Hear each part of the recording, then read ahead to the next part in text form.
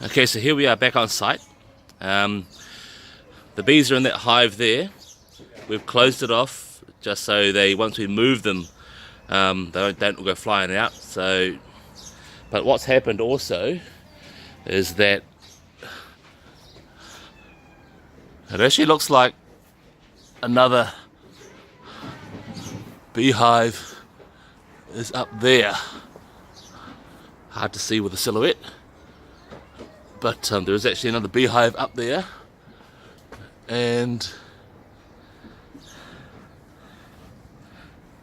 we're just getting prepped with the smoker to drop that other beehive into a plastic bag.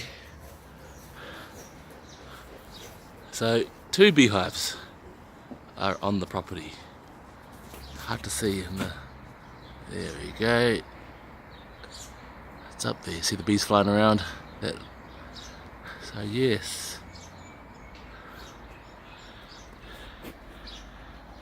So just getting set up to drop the beehive into the bag.